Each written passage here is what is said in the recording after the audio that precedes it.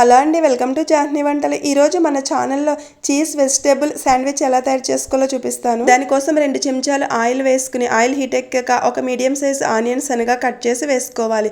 తర్వాత 1 చెంచా అల్లం వెల్లుల్లి పేస్ట్ వేసుకోవాలి.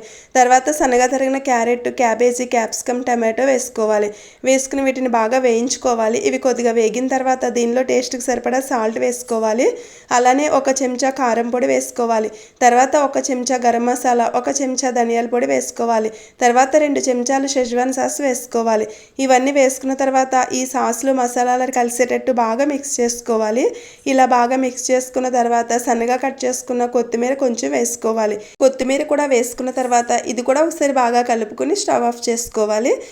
తర్వాత 4 బ్రౌన్ బ్రెడ్ పీసులు తీసుకోవాలి. ఈ బ్రౌన్ బ్రెడ్ ప్లేస్లో వైట్ బ్రెడ్ అయినా తీసుకోవచ్చు. తర్వాత ఈ బ్రెడ్కి అంతా టమాటో సాస్ అప్లై చేసుకున్న తర్వాత మనం ముందుగానే రెడీ చేసుకున్న వెజిటేబుల్ మిశ్రమం పెట్టుకోవాలి. తర్వాత పైనుంచి కొద్దిగా చీజ్ కూడా వేసుకోవాలి.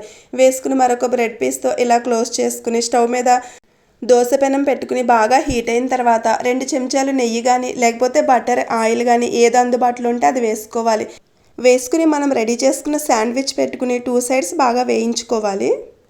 ఇలా వేయించుకుంటే అంతేనండి, చాలా టేస్టీగా ఉండే వెజిటేబుల్ చీజ్ శాండ్విచ్ రెడీ అయిపోతుంది.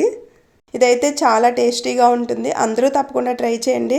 ట్రై చేసి మీకు ఎలా వచ్చిందో తప్పకుండా కామెంట్ చేయండి. మా వీడియోస్ కనుక నచ్చినట్లయితే తప్పకుండా మా ఛానల్ని సబ్స్క్రైబ్ చేయండి. వీడియో నచ్చితే లైక్ చేయండి, షేర్ చేయండి, కామెంట్ చేయండి.